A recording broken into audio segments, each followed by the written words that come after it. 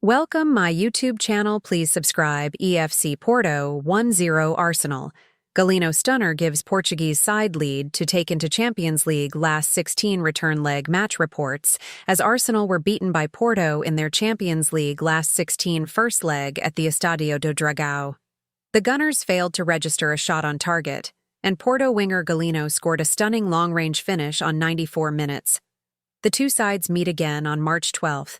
Mikel Arteta bemoaned a lack of aggression from his Arsenal side in the Champions League defeat at Porto, but said it would be cruel to judge their return to the knockout stages on the last gasp goal that settled the contest.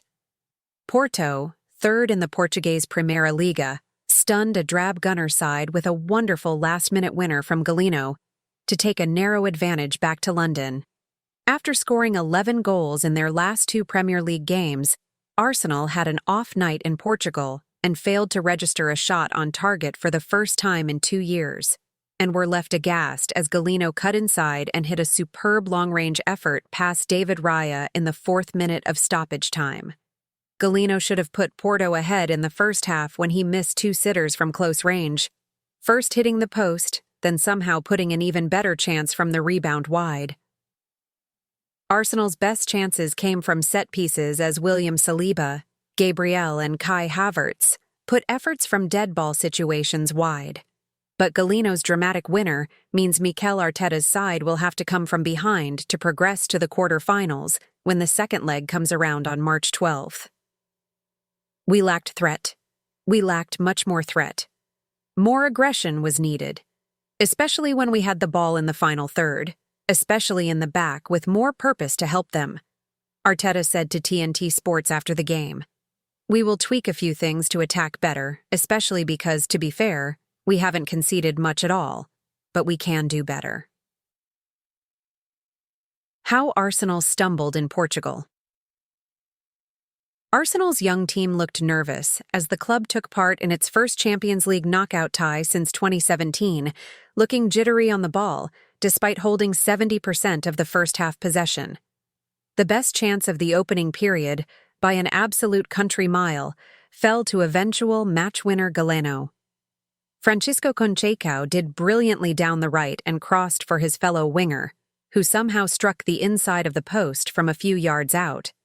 The rebound fell back to Galeno and he put an even easier chance wide in what was a major let-off for Arsenal. Porto had a couple more chances as Nico Gonzalez blasted over from distance before top scorer Evan Nilsson fired straight at David Raya from inside the penalty area. Arsenal's best chances of the first half came from set pieces, with William Saliba and Kai Havertz, on 2 occasions, nodding good Bukayo Saka corner deliveries off target. Saka also saw a cross deflected onto the top of the bar before half-time.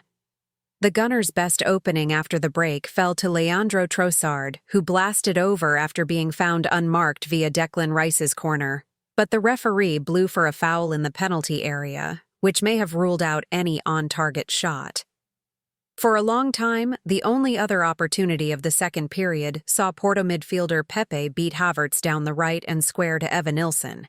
But Rice did brilliantly to deflect over the bar. As the game ticked into stoppage time, Gabriel headed over a good chance from a free kick, but Porto ultimately saved the best until last. Rice's pass was picked out by Wendell, who fed Galeno around 35 yards out from goal, and his brilliant bending long-range strike stunned the blunt Gunners. Arteta. It's half-time, we know about Porto now. Arsenal manager Mikel Arteta to TNT Sports. We have to manage it much better. When you cannot win, the way we handled the ball on 3 occasions in deep areas is not good enough. But it's half-time. If you want to get to the quarterfinals, you have to beat your opponent. And that's what we have to do at the Emirates now. It is a team that is very well organized defensively. They break your rhythm all the time. There were like 35 or 37 fouls in the game. So allowing that as well is not good enough, and there are certain things we have to do much better. We play them at home. We know them now. We know them. We know what to expect. We couldn't even touch anybody, because everything was a free kick. We will learn from that, prepare better, and go and do it.